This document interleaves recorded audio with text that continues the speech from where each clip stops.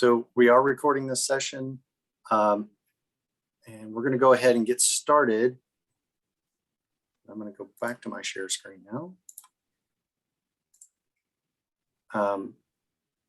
So this is one, we're going to be doing Introduction to IPG and Program Logistics.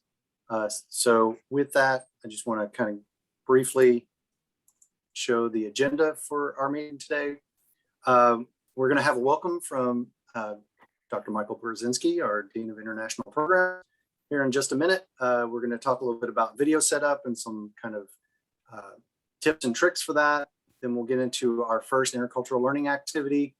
I'll give an overview of IPG and then talk a little bit about that assignment of selecting an assessment to try out. And then we'll get into some specific logistics for both in-person and virtual study abroad with our other guest speaker, Paula Mimmer from the Office of Study Abroad. We'll have some time for Q&A with her as well, and then we'll wrap up at the end with next steps. So at this point, I am going to turn it over to Dean Brzezinski. Well, thank you, Dan, and welcome everybody. So glad to see a good number of people involved in this program. This is I believe it's the 6th year that we've offered. I think the first offering was in 2016, and I think we've made good improvements every year.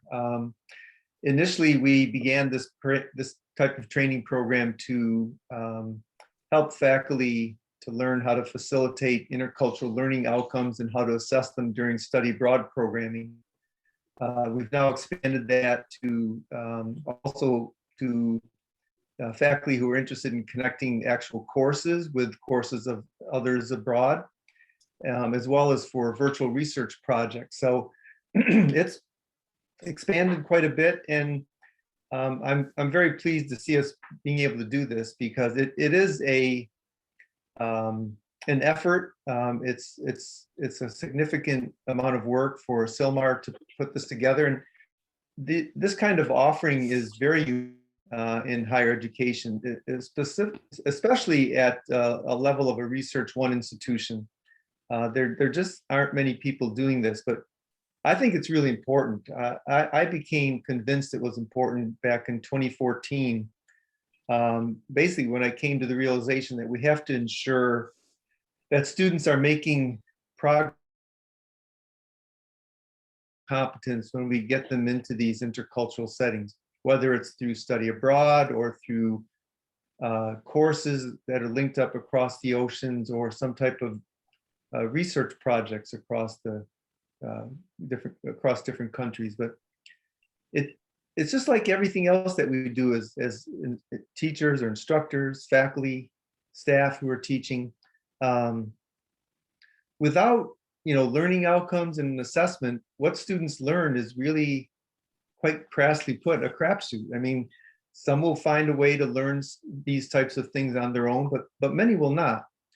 And research has shown that without some type of facilitated intervention during a cross-cultural experience, an intervention that creates reflection on the part of the student, what someone learns from a given experience is really, as I said, up for grabs. It's not going to happen for most people. And some of the research that we've done on our own,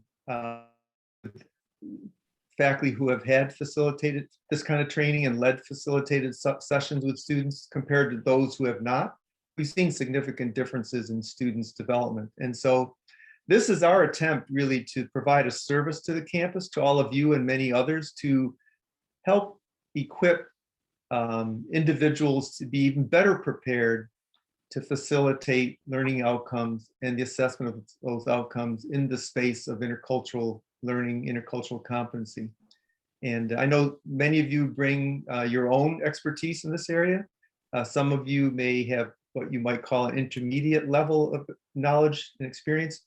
Some of you may be novices, but all okay.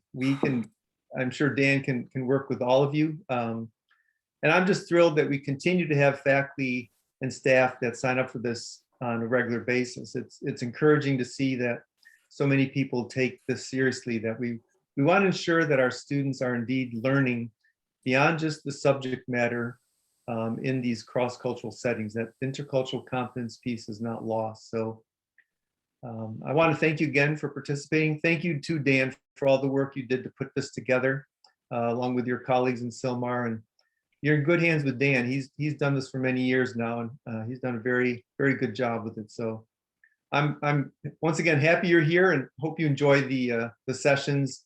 And we're also very pleased that we can once again offer, I wouldn't call it significant, but at least a token of appreciation for your time and effort by offering the discretionary award, financial award at the end of your successful completion of the program. So that's one way of us also saying thank you for your efforts and your time and your commitment. So thank you very much.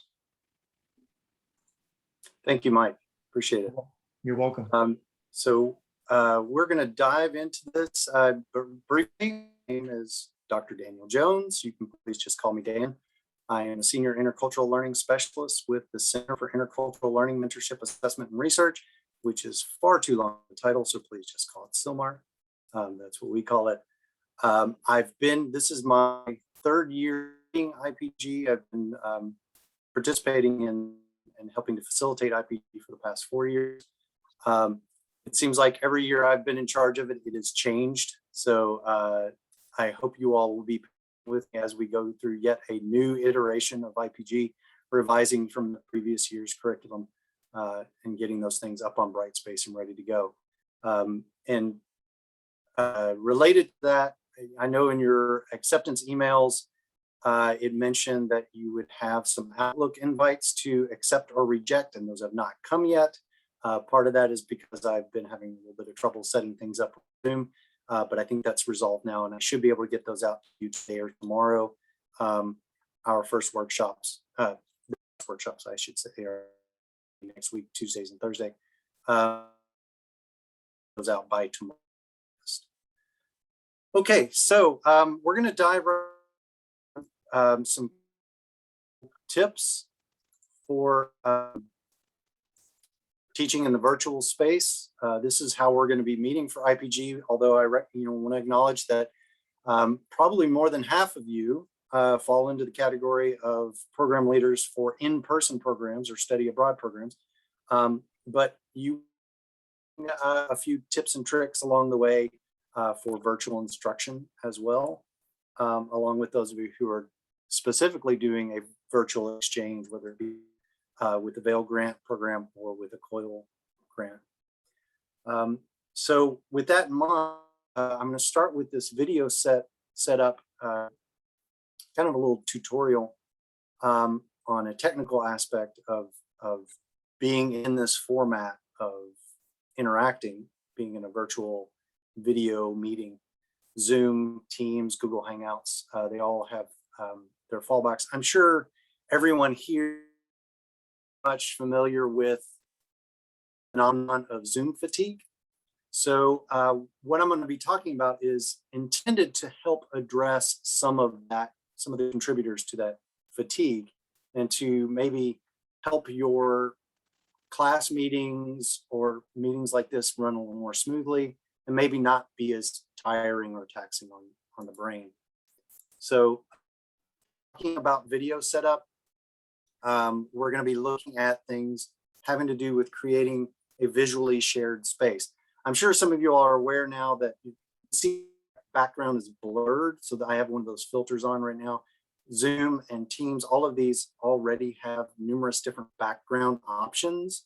There's also a feature where you can take all of everyone's video and place them in one setting, so like in an auditorium seating kind of a setting or in a conference room setting, so that you're watching on your screen adds that kind of layer of shared space.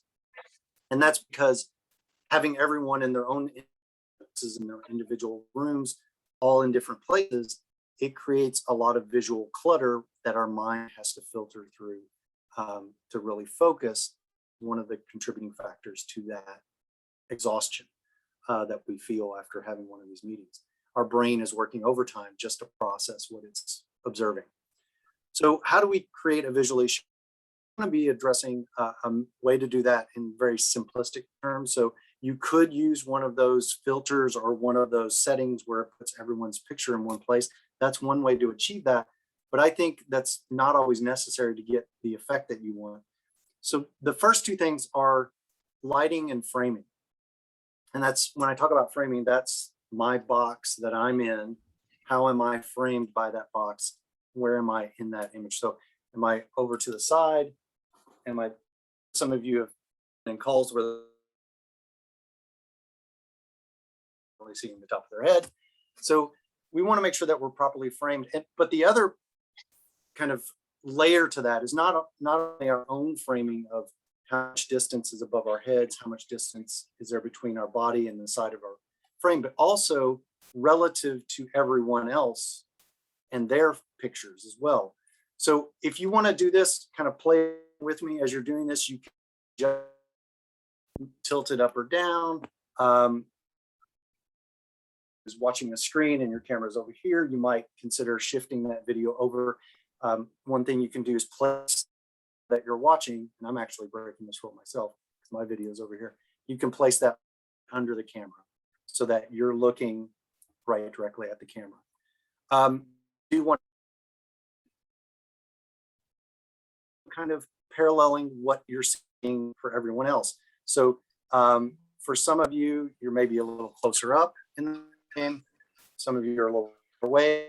I want to find a middle ground where we're all of how much we're. Again, this is all, we're all.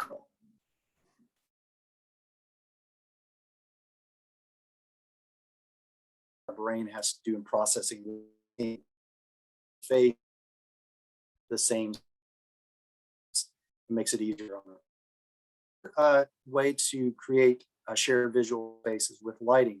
So if you happen to be in a room that doesn't have windows or is particularly dark, you also want to consider if there's a window behind you, that may be placing your face in shadow.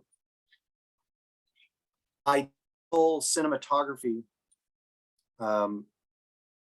best practice to have two lights, a spot both at 45-degree angles. We don't.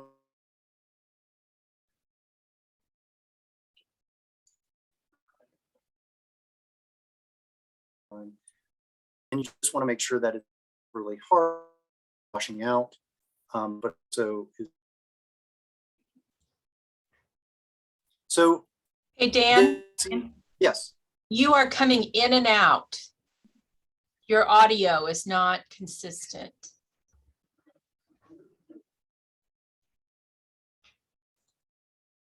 And now he's frozen, I think.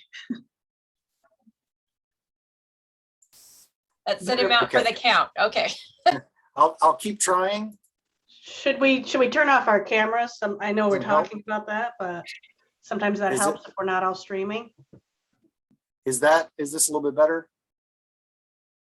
Maybe. Are you guys hearing me? Okay.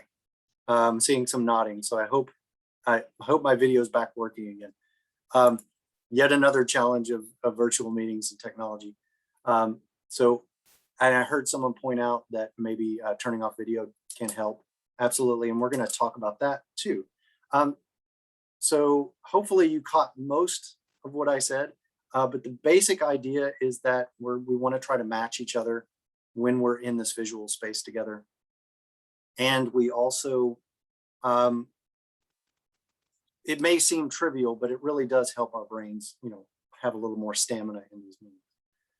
So that's a little trick that we're going to use in these meetings. But the next one is a technique for conversations. It's one thing for me to be on here and talk to, I believe there's 25 of us here today. So for me to talk to 24 people, or thinking of our classroom settings to lecture to 24, is certainly something we can do. But if you want to have a conversation, it becomes far more difficult. And again, equally so for our brains to process and follow conversations. So we're going to be using the fishbowl technique, and we're going to practice that here in a little bit. But basically what this is a technique for creating a more intimate setting. And the way that we do that is we only have 4 or 5 participants with their video showing. And that actually requires 2 steps. First is a change of settings, and that is done by, if you click on someone else's, you can't click on your own box. You have to kind of hover your mouse over someone else's box and click on their 3 dots. And when you get the drop down window there, in the top, the 5th one down, there is a hide non-video participants. So if you click on hide non-video participants, that should greatly reduce how many videos you're seeing right off the bat, just because we already have people with their video shut off now. Again, if you hover over someone else's video box and select their 3 dots in the top right, in that drop down menu, about the 5th or 6th one down, it should say hide or show non-video participants. Mine says chat or pin. Is that all you all have? Okay, Mine as this well. may be, okay, it depends on different versions of Zoom. So I believe the other one for those is if you go to where your stop video button is, and there's an arrow in there. If you click on that, there should be a video settings, or yeah, should say video settings. If you click on that, that pop-up window should have a box that you can check for hide non-video participants. I can see That's the not- menu when I look at my own 3 dots instead of somebody else's, Oh, you do see it in your, if you, but I don't see it if I go to somebody else's. Yep. oh, you do see it on your, see, mine is, You know, Zoom changes all the time. it's probably because I'm a host, and so mine is a little bit different. I I see see it shows up if somebody has their video off, that option shows up. If someone has video on, the option, I just see chat and pin. Yeah, Oh, okay. they have to have it off already. Oh, interesting. So, And and I so- do note that in mine, I have hide self video, which can also be helpful because we tend to focus on ourselves too much when we're having conversations in here. So Where was this other option you said? There's another place to find it? the stop video button in the bottom left, there should be a mute button and a stop video button. Okay, right. And in that stop video button, there is an up arrow, and it may be in your video settings. So if you click on that up arrow, video settings should give you a pop-up window, but this may not be in every version of Zoom. Yeah. So some people are shaking their head, not seeing it. I got it.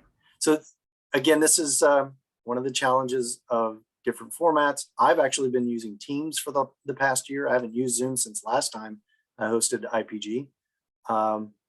So we'll kind of just have to play around and learn these as we go. And of course, as much experience as I may have with Zoom, they frequently change things, so stuff gets moved around. So you do have to kind of play with this. I did also want to mention that, at least if you're on a PC, I'm not sure about Macs, if you have yourself muted, I do mention in here, one of the things we're going to talk about is video etiquette. So I'm going to ask that everyone mute their audio unless they want to speak or they're being asked a question. If you're on a PC, you can have your audio on mute, your microphone on mute. If you just hold down the space bar, that will temporarily turn your mic back on. So if you just want to make a comment real quick, you can push and hold space button, talk, and then release it, and it'll go right back to mute. So that's another nice feature. Also, if you would like to raise your hand, I do know on a Mac, if you choose Option and the letter Y, or if you're on a PC, choose Alt and the letter Y, that should allow you to raise your hand and lower it again. Although mine, it doesn't seem to work, again, probably because I'm hosting and sharing. Okay, and again, sometimes this information becomes outdated. They change the hotkeys to something else. So we are going to use this fishbowl technique, and the reason it's called fishbowl is what we're going to do is we're going to go into breakout sessions, and I'm going to have one person from each breakout session, from each breakout group or room, be the spokesperson to come back and speak on behalf of their group. I will select 4 of those to be in our fishbowl, and everyone else will have their video off, and they'll be outside the fishbowl. So the fishbowl is the people who have their video on and are speaking on behalf of their groups and that's who everyone can see. And then everyone else will be outside of that with their video off. Now, a couple things I want to mention about this technique. It is, again, intended to provide a more intimate setting for a conversation. It is not intended to exclude people. We do this in class all the time where we have students break into groups and then we have one person be the person who reports back to the whole class. But just as with class, this doesn't mean that anyone in the room can't raise their hand and chime in. It may be a little more difficult to raise your hand if your video is off. I'm not really sure how that functions with Zoom. But in that scenario, I'm perfectly fine with people holding down the space bar and saying, hey, I have a comment, or, can I add to that? Just because you're not in the fishbowl or your video is off does not mean that you can't participate in the conversation. So I'll revisit this. There are issues of what it means to be observed or in the fishbowl or be outside of the fishbowl, and how does that maybe silence voices. So that's things that we need to be aware of and things we can certainly talk about as well. Do I have any questions about this before I move on to the next thing? We will be coming back to fishbowl practically in every single workshop meeting that we do. And of course, we'll make adjustments on the fly as technology gets in the way rather than helps. Dan, Yes. I'm sorry, Dr. Jones, this is Natasha from Science. Hi, Natasha. I have a quick question. So as the host, can you pin those individuals who you want to be in the fishbowl instead? Because one thing that I noticed with me, if I select 5 people, like I'm just naming the first few people I see on my video, like James, Steve, Peter, that I would have to go to each of them individually. But would it be easier for if somebody's the host or co-host just to pin those 4 to 5 individuals as a whole and change your speaker view? Well, I don't know that I can pin multiple. My understanding is when you pin a video, you're pinning one specific video feed, and that makes it your main one, and all the other ones get minimized. I don't know that I can do that with multiple features. If that's possible, please, I'd like somebody to share that. Maybe we can try that out for the next workshop, but I'm not familiar with that approach. This has been the way that I've done Fishbowl, at least in the last version of IPG and with other meetings. But I certainly will investigate that, see what the other options are. Yeah, I've seen it done on others. I have never been the host to do it myself, but I have seen other meetings or workshops on Zoom, especially if you're doing kind of a like an interview technique and you have 2 people, the interviewer and the interviewee. So I was just asking. I do know that there are different formats for this type of this is called a meeting, but there's also a workshop, a version of Zoom meeting, and I think even a presentation version, and those have different controls. So I'm wondering if maybe that's one of those that I haven't tried out yet. So that's possible, but thank you for bringing that one up. And that's something I will definitely make sure that I investigate. Maybe even to try out in one of these other meetings.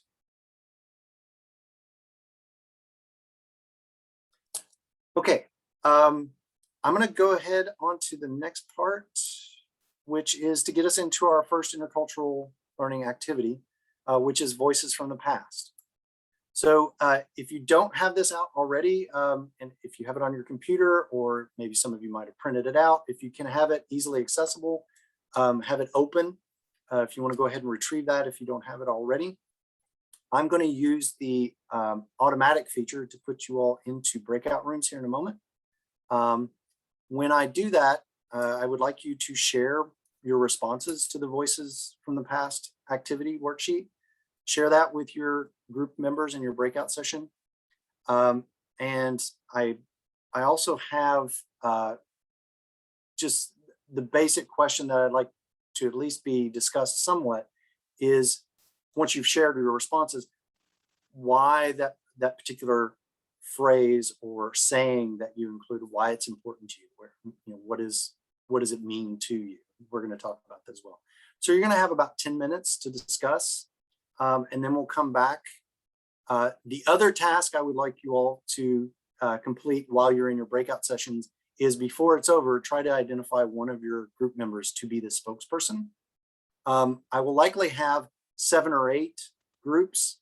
But when we come back to do the fishbowl, I want to know who the 7 or 8 spokespersons are, but I'm only going to select 4 of those to be in our fishbowl. So it's a roll of the dice on whether or not you get in the fishbowl this time around. So share your answers to that, what they reveal about you. And as I put here, what do these pieces of information mean to you? And share that as well.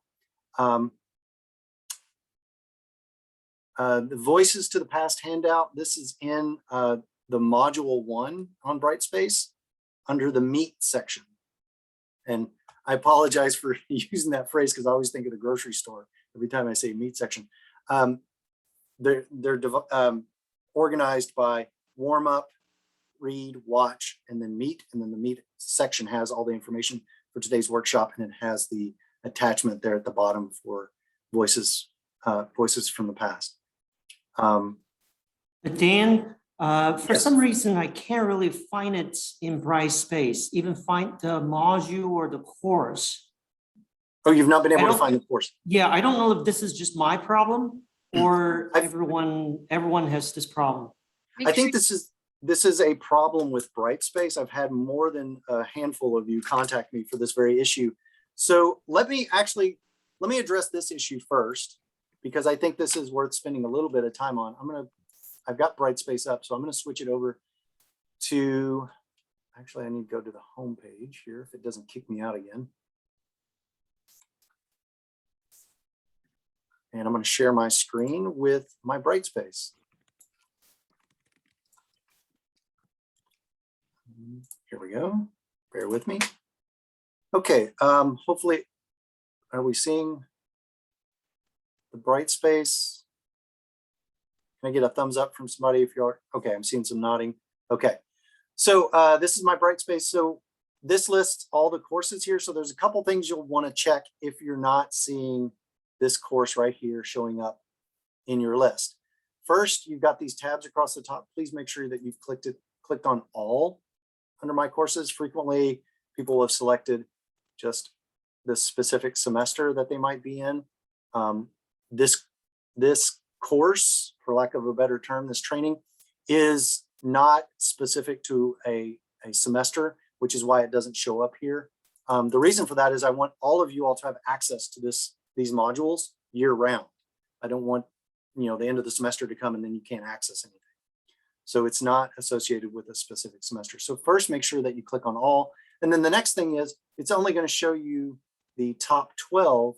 So you may also need to go into view all courses and scroll through until you find this specific course. When you do find it, I do recommend that you pin it.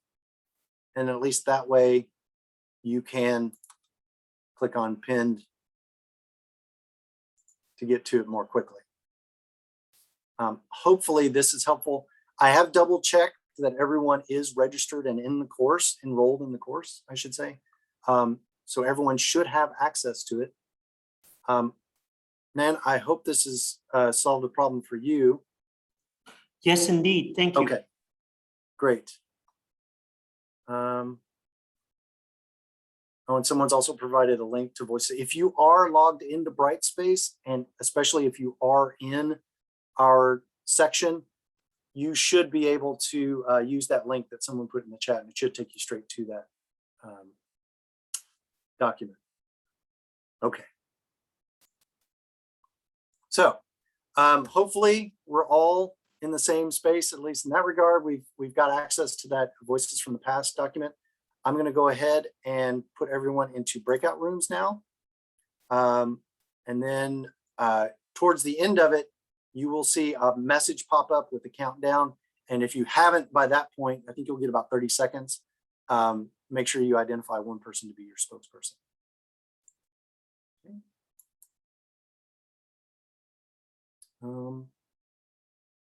Oh, is everybody going to one room? All right.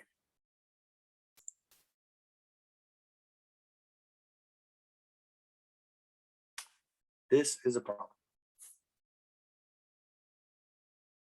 Hey, Paula, did it put everyone in one room? don't know, but it put me in a room, so I just broke myself out because I Yeah. didn't do your activity. No, that's fine. It put everyone in one, and of course I can't close the room. Let me see if I can join and go in. It won't let me join. This is a hot mess. Okay. This is always the worst part of hosting these, is using breakout rooms. Yeah, I'm sorry, I don't have much experience with it. Usually there's a link at the bottom that you can move them around. Yeah. And I thought, okay, they're coming back.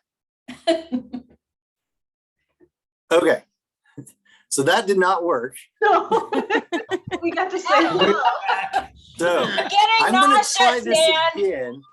I'm getting nauseous from flying around. It's Okay. like Harry Potter's poop. Oh my gosh, this is, again, they have changed everything on me here. I need, okay. So this is where the problem is. Okay, I need to create these rooms. Assign Did automatically. you try to pre-assign people to break out? Not this time. I tried to use automatic, but it had an additional feature that it's changed where something got moved, and that's the number of rooms that you set up. So for some reason, it just created one room and sent everyone into that one room. I said, Okay. every time I've tried the automatic, it has never worked. So Oh, that's, and I've tried pre-setting them up, and I've had headaches with that as well. So I'm going to try Yeah, one more time. Someone else had a comment, sorry. No, I was going to say it doesn't create breakout, it creates a room, right? Right, creates a room, right. Okay, so we're going to try this one more time, 10 minutes, and put it back on the clock. Hopefully it will work this time.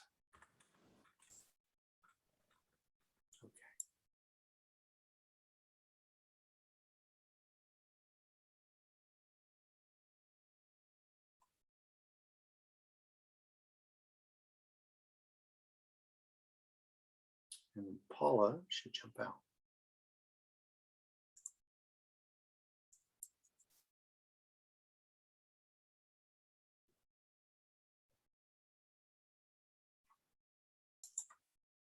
Okay, coming back to recording. Recording's on. Ah, that's the other area. Show non-video participants.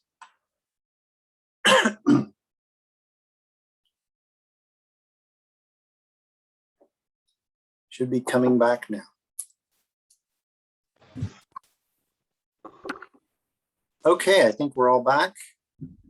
Mostly. Trickling in here, one or two. This is that moment when everyone is jarringly pulled back out of their breakout sessions, that everyone's thinking, I had one more point to make. I was almost done. I actually was just telling Paula, we got to extend this over last year. Last year's IPG meetings were only an hour. So the breakout sessions were restricted to like 3 to 5 minutes. So hopefully 10 minutes was enough to allow everyone to share somewhat. And hopefully everyone was able to identify a spokesperson.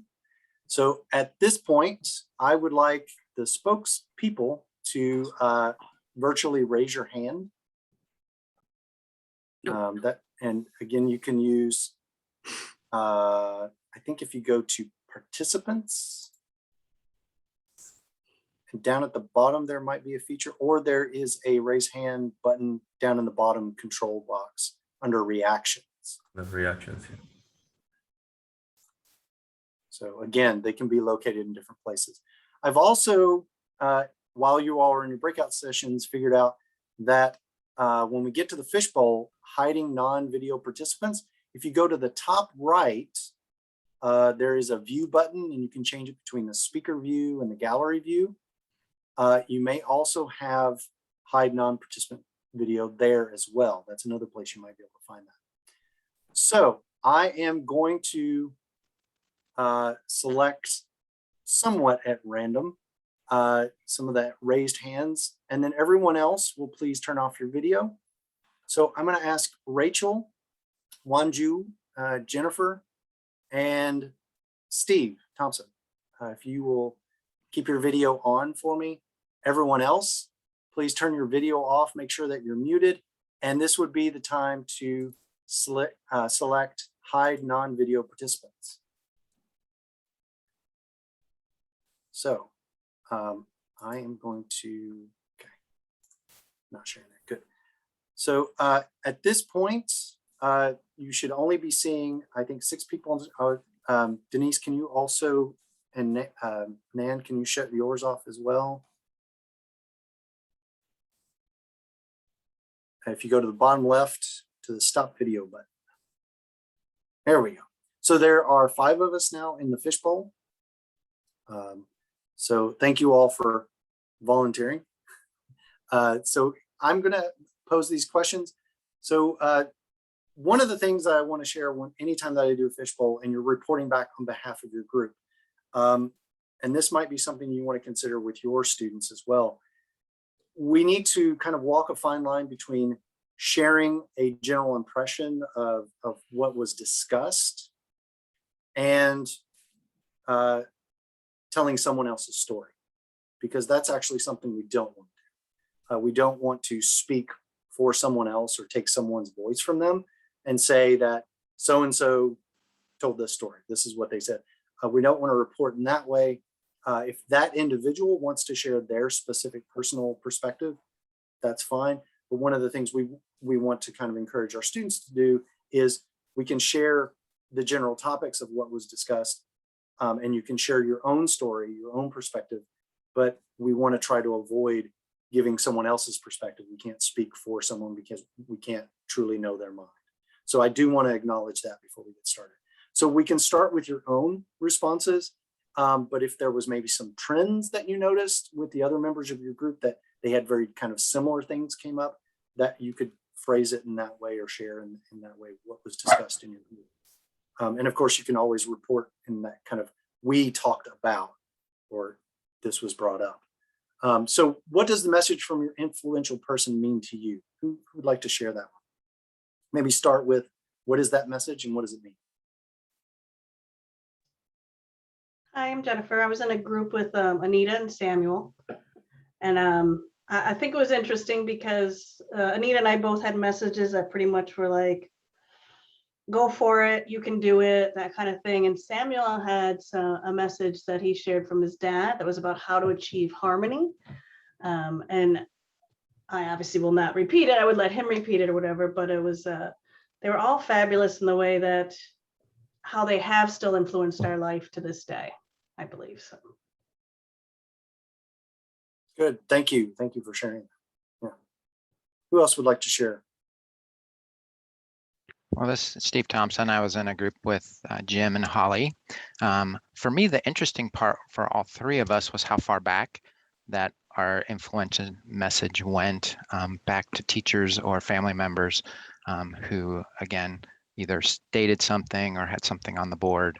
And again, neither of us are in our 20s anymore. So this has all been years and years of having an impact on our life and how that resonates with us and something that we continue to move forward and share. So, Steve, could you share what was the phrase that you had? Yeah, so for me, it was a grandmother early on that stressed the importance of reunion because we were only getting together for funerals and weddings, and she felt that we made the time to get to those functions but didn't get together as a family community. And has passed away for quite a long time, but the reunions, like, everybody still knows you have to attend, and we have a 1-year exemption, like, you can miss.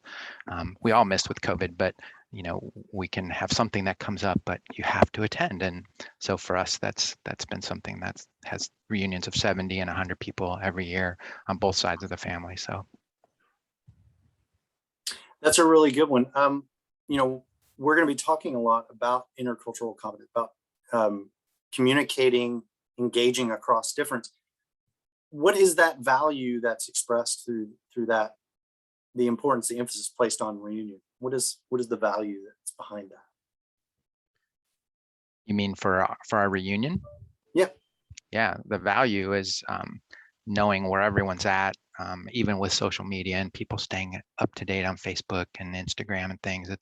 It's being together with with family. And, we're seeing the grandkids and the great grandkids, now, but it's also being together with the elderly before it's just a memorial at a funeral where, you say how great they were. Like we still get together, annually to celebrate, what they are contributing to the family. So. Right. So what I'm hearing is that the family is highly valued, that the family, not just the family structure, but the connection for the family, no matter how far apart we get and how different our lives can take us in different paths and different directions, different locations, that we still need that connection. And specifically within your family, that is very highly valued. Yep. I had a similar experience with my family. I have a very large family, but we were only getting together for funerals, and we need to find a better opportunity for us to get together. Who else would like to share?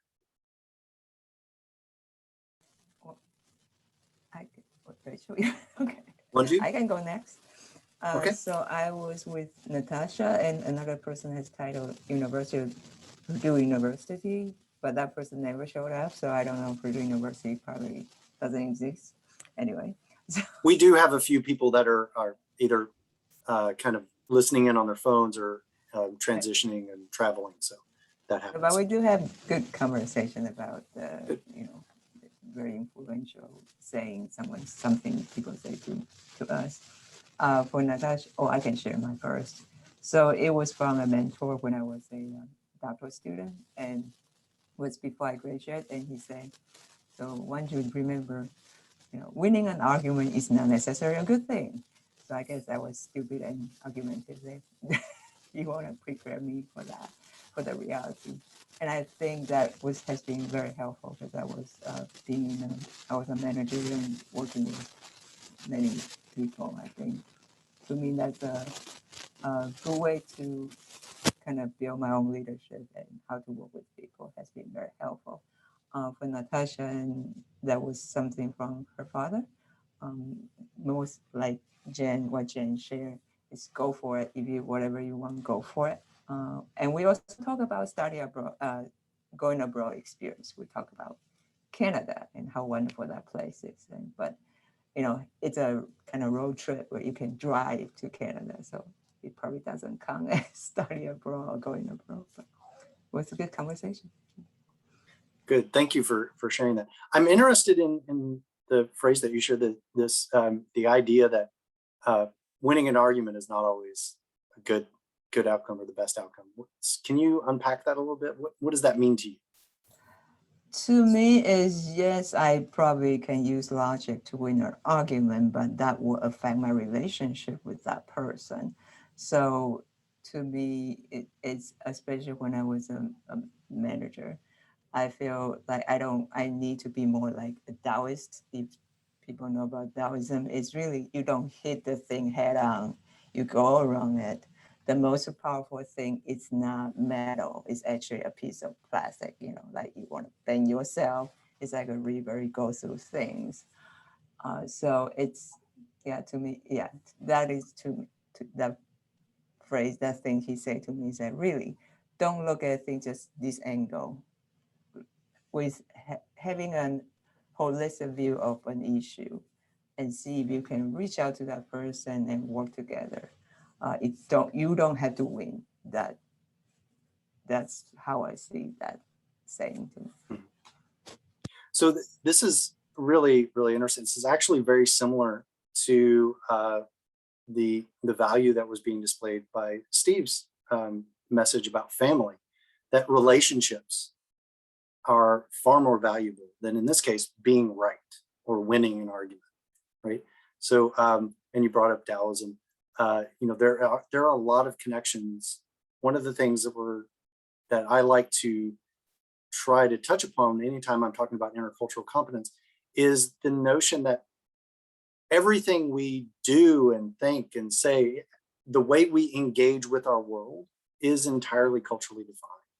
So culture pops up everywhere if we're able and willing to kind of peel that onion and get at what's underneath.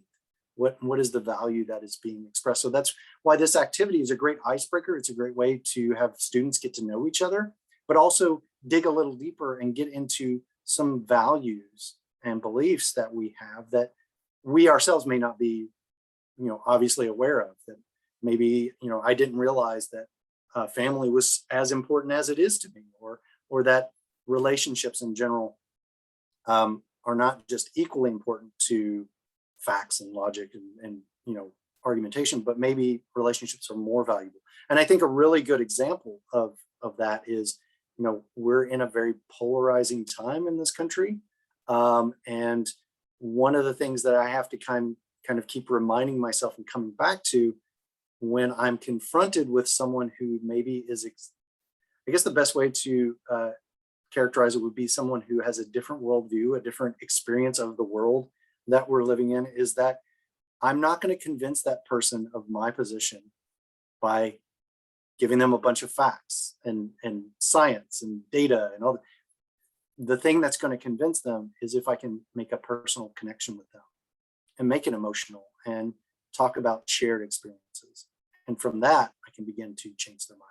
So this is yet another way that relationships are more valuable, because we can't achieve our logic and rational and scientific goals if the person we're trying to communicate with is shut down. So thank you for sharing that one, Jude, as well. So I appreciate that. Rachel? Sure. I'm Rachel. I was in a group with Will and Denise, and one thing that was interesting from our conversation was we all interpreted the idea of identifying a culture a little differently. So mine was focused on maybe my family's kind of geographical background, where my grandparents came from and how, how that fits into my life.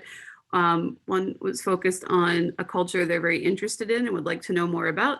And one was focused on the culture of higher ed and where they are working and exist. So it was kind of a neat interpretation to see how we thought about culture, because that's something I think is a word that I struggle with. Like, what does that mean as a white person sometimes? Like, what does culture mean? And so, but then as we move to our voices from the past, mine was something that my sister has said, which is about, never feeling that you're less than, that there's always something to contribute that's unique and important. And then Will's was similar. He said he felt he related to the one I was saying in terms of his. And then I know that, and his came from a former colleague, and then I know Denise's came from her father, and I apologize, Denise, I can't remember exactly what you said, but I felt like this theme of just importance, something that we really kind of hold on to that helps us as professors or as people in our jobs, and also sort of keeping this balance that, we need to, like, there's nobody down here, up here, we are all kind of should be playing on the, we all have equal things to contribute on the same page, and just this idea of kind of a balance in life. So. Good, thank you for that. And I really appreciate you bringing in that first question about culture, identifying culture. One of the things that we're going to talk about is what is culture, and I'll give you my own personal definition of this, because there are millions of definitions out there. So I first want to start by acknowledging that I think what most people think of whenever they hear culture, especially when we're talking about, we're all involved in programs that are doing study abroad or virtual exchange, we tend to first associate culture with national culture. So what is that other country that we're going on a study abroad to, or that we're partnering with this university in this other country? So I think we tend to start at that big picture national level. But I think we can all recognize that, in a country the size of the United States, we have multiple cultures. We have the Northeast. If you take someone from Boston and pair them with someone from Texas, they may have trouble just understanding each other's English. So regional culture is certainly there. So my own personal definition of culture is anytime you get two or more people together and they agree on how to interact with one another, that's culture. So you have culture at the national level, you have regional culture, you have your local city or town culture, you have the culture where you work, you have a culture within your own family, you have a culture within your own group of friends, and that can be very diverse. You might have a group of friends from your childhood that has very specific culture, and a group of friends from your, undergrad studies,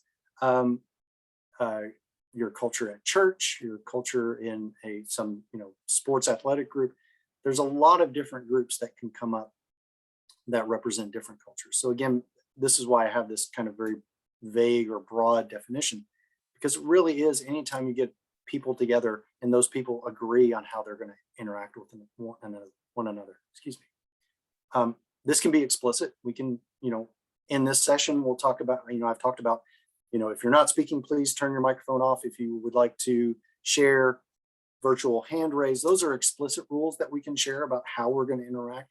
But then there are also those unwritten rules or those implicit rules about how are we communicating verbally or non-verbally. If someone is speaking and someone cuts us off, or if someone's trying to get a word in edgewise, do we pause and step back? There's a lot of those kind of implicit rules that we kind of have to figure out and kind of feel each other out. What's the best way to do this? But once we get into a nice rhythm where we're comfortable interacting with each other, we've established a culture within our own group. So that's something else to keep in mind. This is a hazard of my job. I see culture everywhere. So, I kind of become a nerd about culture in that regard. I see culture in every little thing. Okay, so thank you all for participating in the fishbowl. And thank you everyone else who's out there observing. At this point, if you would like to go ahead and turn your videos back on, I'm going to go back to the PowerPoint, and we're going to move on to the next part of this presentation as we go into an overview of IPG and get to having some time with our other guest speaker, Paula Member from Study Abroad. So let me get into share screen real quick, and I will get better at this as the semester goes on with switching back and forth between these. So I did have these questions here, but the last question I just want to pose to everybody: how would an activity like this benefit your students?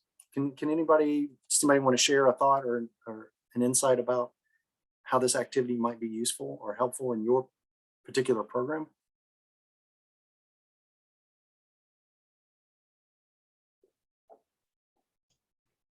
It's Jennifer. I think just as it did with us, it helped us to build a community to A, just get to know each other a little better, but B, to broaden our ideas of what culture is and how to be open to it. That's a really good point, Jennifer. Thank you for sharing that. So the primary focus for an activity like this is cultural self-awareness. But as Jennifer just touched upon, very rarely will you have an activity like this that doesn't touch on other aspects, learning about each other. So learning about cultural others, not just our own self-awareness about our own culture, but also the culture of others. I really like self-awareness activities as a primer to learning about other cultures, because as we begin to see ourselves as culturally complex, that opens us up to recognizing that complexity in others. So this is, I think, a good starting place is self-awareness. So what we're working toward is the capstone level of cultural self-awareness, the ability to articulate insights into one's own cultural roles and biases. You're seeking out complexity, aware of how your own experiences have shaped your rules, and you're able to recognize and respond to cultural biases that you might have or that others might have, resulting in a shift in self-description. So it's recognizing your cultural identity, both as your own from the inside, but then also being able to step outside yourself and reflect on and objectively observe your cultural identities that you have. So recognizing that about yourself. So this is the capstone level. I will acknowledge that most of our students are coming to us either at benchmark 1 or milestone 2. So they are aware of their cultural identity to some extent, and they tend to have a preference for their own way of doing things, the way their culture does things. And maybe they're overly critical of those differences when people do things in an unexpected or a way they perceive as wrong. They may find that difficult. So what connections can you make between this competence and what we've discussed? So how is self-awareness tied into voices from the past? And I think I've kind of touched on this a little bit, but it's not meant to be a trick question.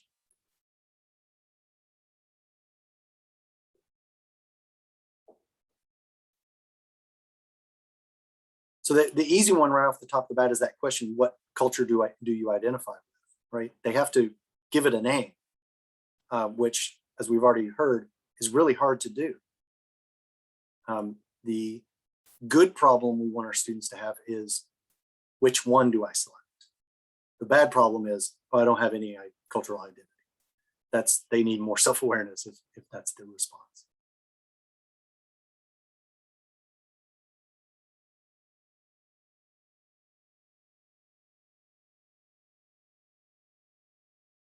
Okay, so something to consider, this self-awareness is pulled out of the American Association of Colleges and Universities Intercultural Knowledge and Competence Value rubric. We are going to be seeing this a lot. So this is just one of the competencies from that rubric and the entire row, so it has the different levels. And we'll come back to these different competencies with each of the activities that we're going to be doing. So let's get into an overview of this workshop series, what all is going to be taking place this semester as we meet in each of these workshops. So primarily, we're going to be focusing on designing and embedding intercultural competence. And we're doing that by looking at different intercultural frameworks, intercultural tools, and various resources. When I say tools, those are assessment tools, experiential activities, reflection tools. There's a lot of different types of tools out there. And then, of course, different resources. One of the biggest ones we're going to be visiting a lot is the Intercultural Hub, or hubicl.org. If you haven't checked that out already, when you have a chance, go ahead and check that out. We're going to be talking about best practices for virtual and intercultural instruction, additional goals for those of you who are doing a virtual exchange, how to go about partnering internationally. We're all going to be talking to some extent about data analysis, because with assessment tools, you are going to be collecting data. What do you do with that? And then, of course, reporting back on that will be the final part. These are our workshops. And as I'm going to discuss here in a minute, the first two are required for everyone, but after that, the rest are elective, and you'll select which four you will fill in the most information for your needs. So we meet on Tuesdays and Thursdays. And I try to alternate. So the Tuesday ones are primarily for those who are doing virtual programs, whereas the Thursday meetings are primarily for those doing in-person or study abroad programs. But that you're not restricted to that. That's just the general pattern. Dan, just one quick question. Can you go back one slide? Sure. You said the first two are required? I'm sorry.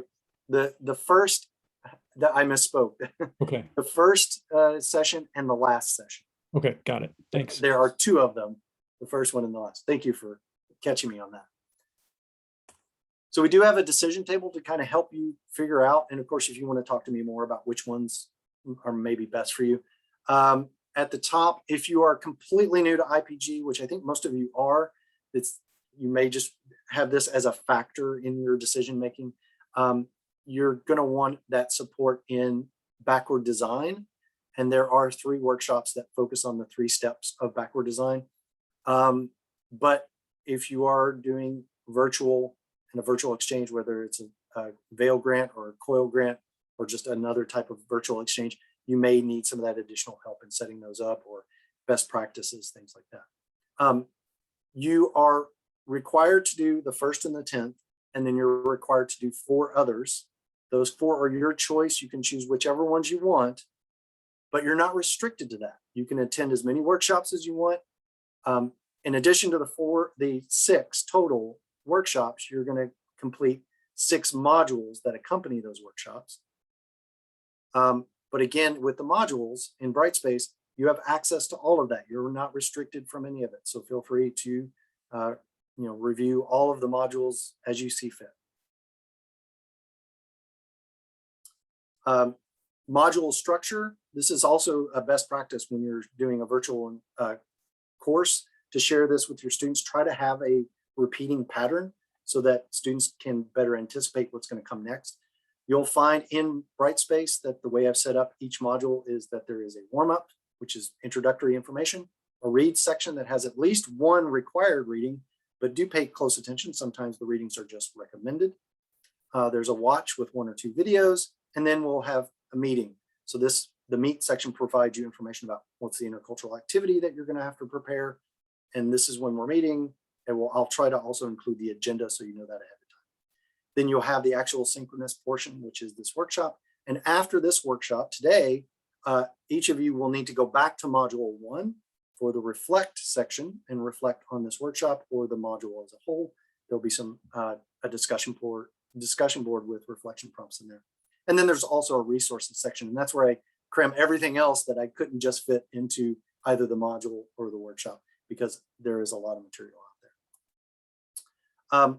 I mentioned backward design. For those of you who are already familiar with backward design or maybe gone through IPG in the past, I did want to touch on this because everyone is going to be doing an action plan, which will incorporate these 3 parts. You'll need to identify the learning outcome. And from that, which assessment is going to measure that outcome, whether or not you achieve that goal. And then from the outcome and the assessment, then you'll decide what are the intervention or activities that you're going to be using with your students. So if you are someone who's not going to be attending those specific workshops that focus on learning outcomes, assessment, and activities, at least be aware that this is the process we're going to be using in our action plan. Many of you have already emailed me about what do I do for the assessment trial. This is a tryout or a test drive, if you will, of an assessment.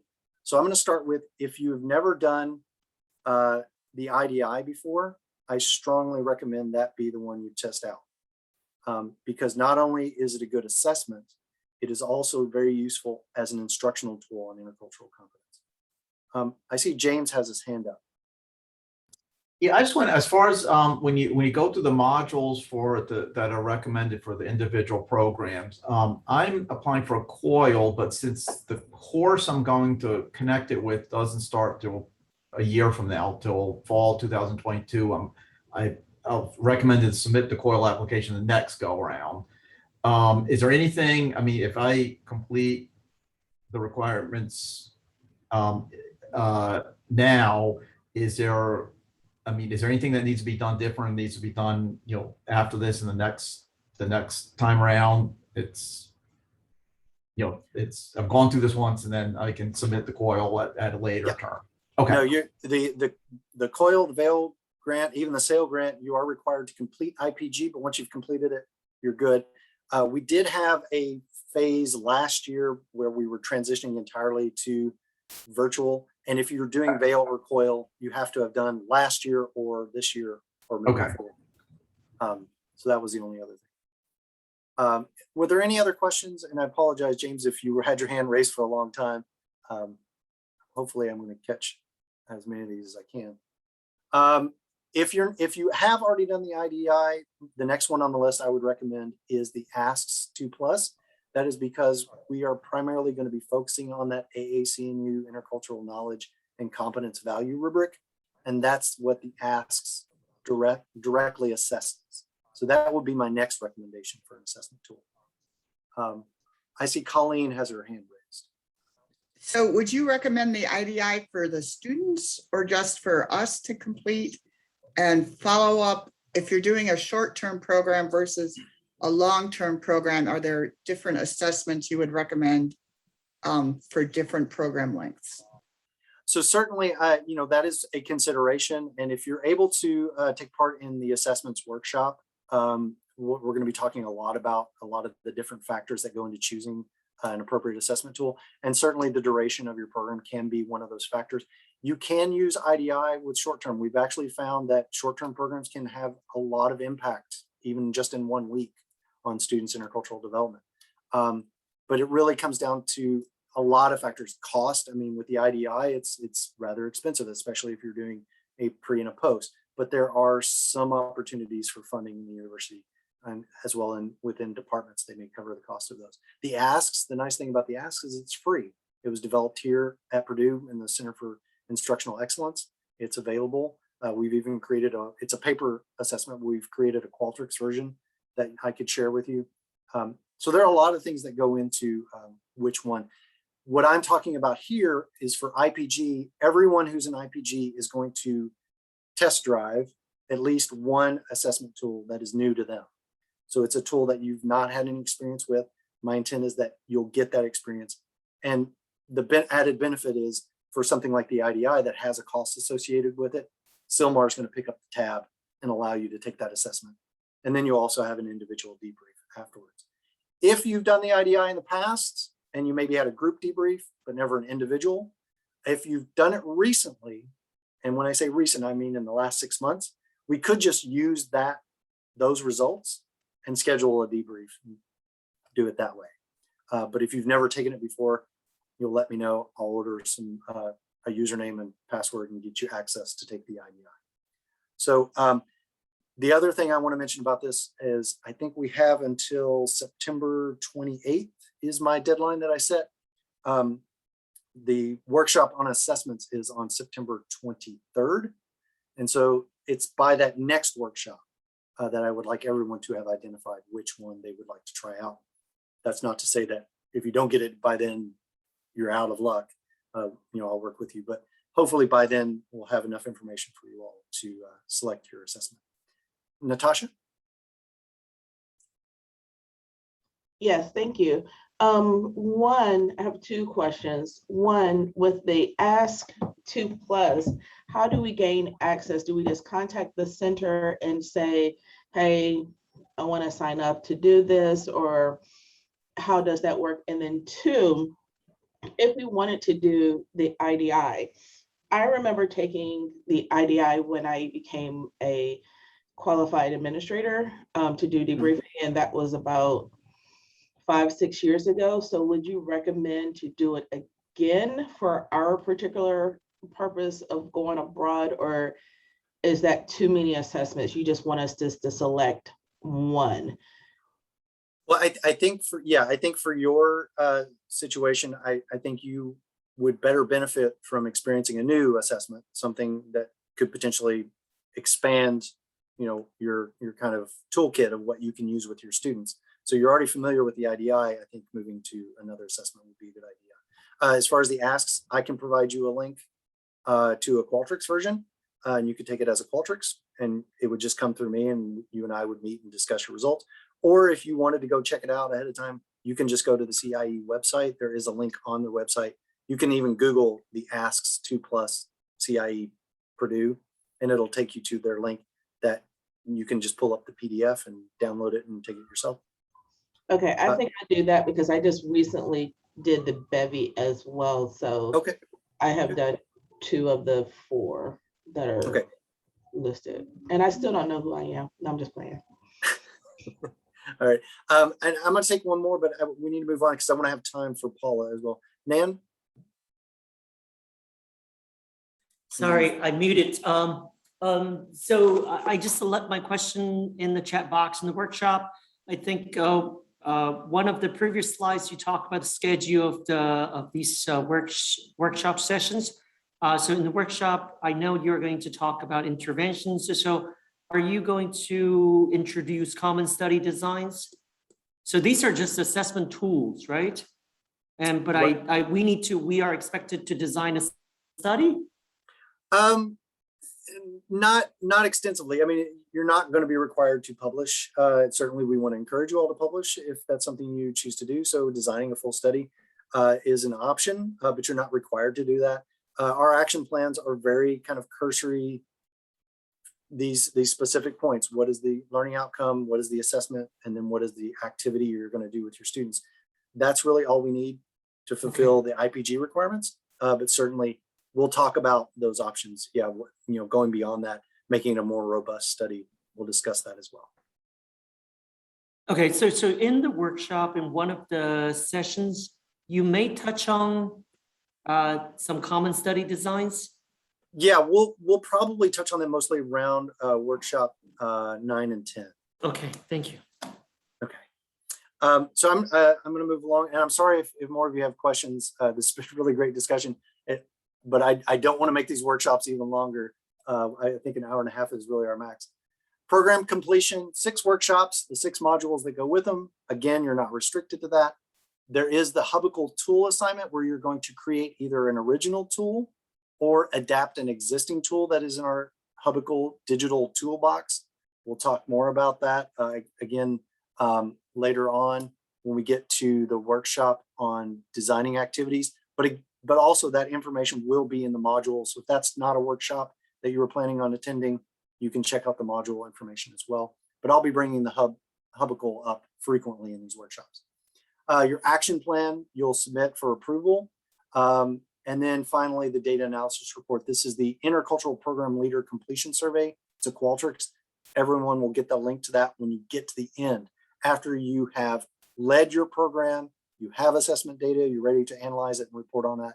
That's when you'll contact me and I'll send you that link.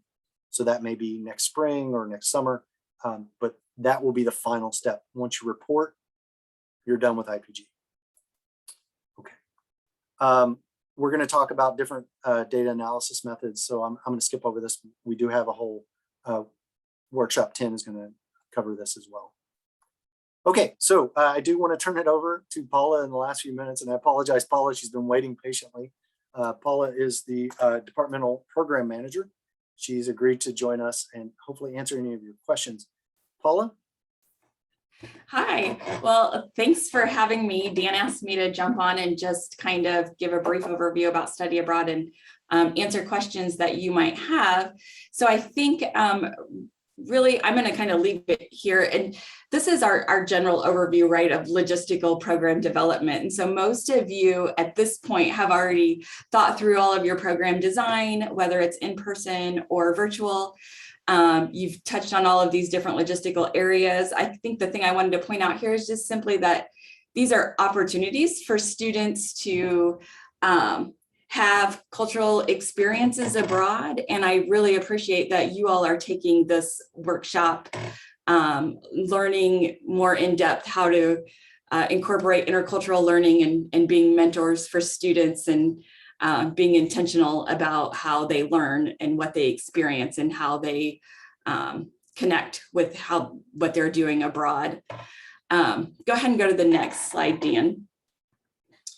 Dan just asked me to kind of touch on a couple of things, I think mainly around budgeting and fee structure, because in the past there's been a lot of questions about whether a program is in person or whether it's virtual, how that looks and what's different. So first of all, again, if I haven't met you already, my name is Paula Memmer. I'm the faculty-led program manager in Study Abroad. So many of you have already worked with me or you've submitted proposals that have been reviewed. And many of you have worked with maybe college administrators within the college, so you haven't had contact with me personally. But if you have any in-depth study abroad, study away type questions, or how our office can assist with your virtual programming at all, you can contact me directly after this, and I'd be happy to answer any of those types of questions. But I'm really just going to kind of touch on the budget and fee structure, because this is the one that Dan kind of asked me to touch on. So it's when you need a rate request and when you don't. And for our study abroad, study away, in-person type of programs, you always need a rate request, which is your final bill that we're going to bill students for all of their budgetary expenses while they're in country.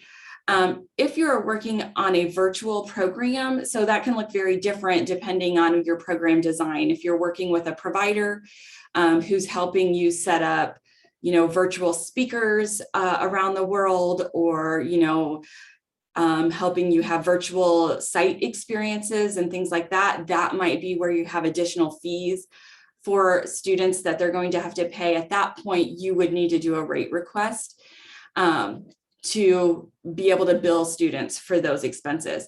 If your department's covering those expenses, or maybe you're working on a COIL program and just kind of coordinating with students at another university and there aren't a lot of expenses involved, that's great. So you don't have to bill the students anything additional.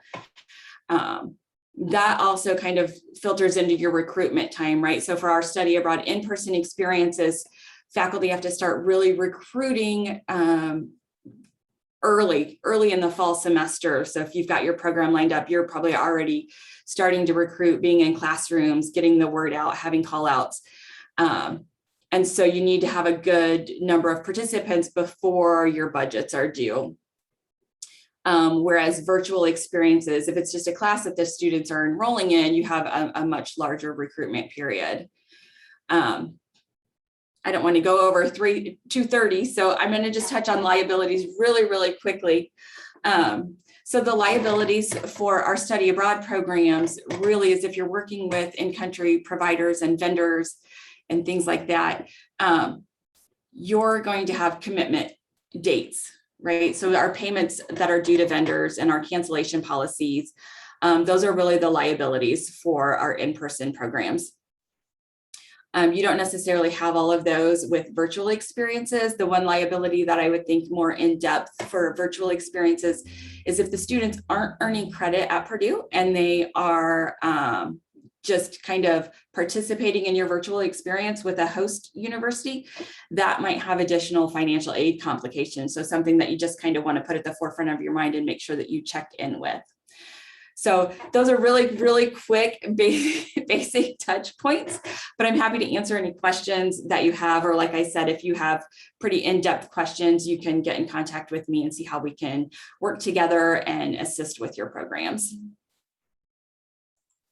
Was that quick enough, Dan? Yes, thank you, Paula. And I actually forgot, Paula and I, we set up a poll, which is another nice feature, asking you all about the type of program, just so we can kind of get a feel for those of you who are here today, what type of programs you're leading. Paula, maybe you can tell me, are you seeing the results for the poll show up on your screen? No. No, not seeing that. Okay. I don't know if there's a setting where I can share this. What I am seeing is that 71% are doing an in-person study abroad and 29% are doing a virtual exchange. And no one is doing both, at least no one in this group. Because I think there's at least one person who's doing both, but may not be here today. Did anyone have specific questions they wanted to ask Paula? Or of course, you can also ask questions for me. Anita? So Paula, the 15th is a really important date, but I get this sense from my school's business office that things are hovering in a kind of hold position. Is that unique to my business office? No, not necessarily. Yeah, September 15th is our rate request deadline for our spring break programs. And so I understand that things are still kind of up in the air. We're not quite sure how many students we're going to have, which is an important component of the rate request, because you're budgeting the number of students who are going to be participating. If you need an extension for that deadline, you can let me know, and we might have a little wiggle room. But those rates do go to the bursar's office. It has to go through a long list of approvals, and then it hits the bursar's office to be able to put that billing on students' courses before they register. So we do need to still try to get them in as early as possible, but I'm happy to work with you if you need a little bit more time. Okay, it feels September a little 15th. bit like chicken and egg, right? Without Right. a price, how are you going to get a commitment? Without a commitment, how are you going to get a price? Yeah, I think for this year especially, it's going to be really difficult. Like I said, the budgeting the number of students. So you're going to have to do the best you can to be conservative and budget as, you know, if you think you're going to get 20 students, maybe we need to budget for 15 to be more realistic and ensure that we meet those goals. The other September 15th deadline, just as a reminder for everybody, is our SAIL grant deadline. So if you're applying for the SAIL grants, that deadline is September 15th as well. Okay. Thank you, Paula. Yeah. I understand that some people are kind of saying they got to bow out and sign off. I know we're at 2:30.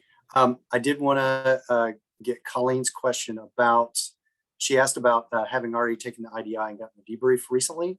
Again, the idea is that I want everyone to try one they've not done before. So if you already have done the IDI and have had that individual debrief, Colleen, let's get you a new assessment tool that you can also check out.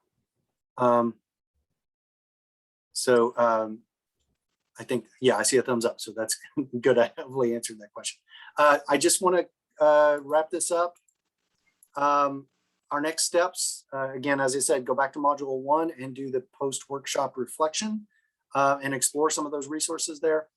I will get those Outlook invites out at least by tomorrow. And then of course, I'm also going to get module 2 is practically ready. I just got to do a little bit more and I'll get that up tonight. So you can start checking out module 2 if you're planning on attending workshop 2. And then I'll also get workshop 3 up by tomorrow for those of you who are going to be doing workshop 3. I'll stick around for a few more minutes for anyone else, but thank you everyone for coming today. It was nice to meet many of you, and I'll get to know more of you as we work through this. So thank you again for joining us. James, I see you have your hand up. Yeah, you said sale grants were due September 15th, but I thought they were due tomorrow. I'm sorry. Was that for me? Sale Yeah, grants. I thought you said they were due September 15th. I thought they were due tomorrow. Oh, I apologize. You're right. They are due September 10th. If they're, yeah, our deadline to review them is September 15th. September 10th is when they're due. Thank you for that clarification. Yeah, thank you, James. It's hard to keep all these dates straight, especially when they change on us so frequently. So as I said, I'll stick around. Yeah. Sorry, I wanted to ask because similar to Colleen's question, and I imagine we're in the same department in our whole like animal sciences, and actually the College of Ag is doing IDI right now, or maybe that's a departmental. But anyway, I have done the assessment but have not had the debrief. So next steps for me, I scheduled the debrief for the 20 something, but should I also look for another assessment tool? I think in this scenario, if you've not had the individual debrief, what I would actually recommend is maybe you and I could schedule that and I could do your debrief, because that's what I would do with anyone else in this group who's not done the IDI before. I would do that debrief, because that would also allow us to talk about not just the debrief of your results, but the other component. And for those assessments that don't have a required debrief, I want to at least debrief how this can be used as a pedagogical tool. That's the other aspect.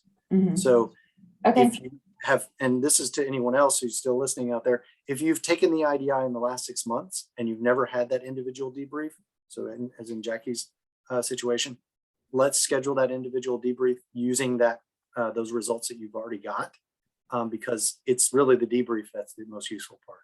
It's if you've already gone through that debrief process, then let's go ahead and get you a new tool. Okay, I had scheduled, I just picked, I know it's not with you, Dan, but I'll reschedule it to make sure that you and I link up on that one. As far as with scheduling with me, anyone in IPG, I'll just do that on an individual basis. So you can just cancel that in the calendar and then we can email and set up a time. Oh, okay, great. Thank you so much. Yeah. Are there any other questions? Okay, so I'll just hang out until I'm the last one here. So thank you all for coming.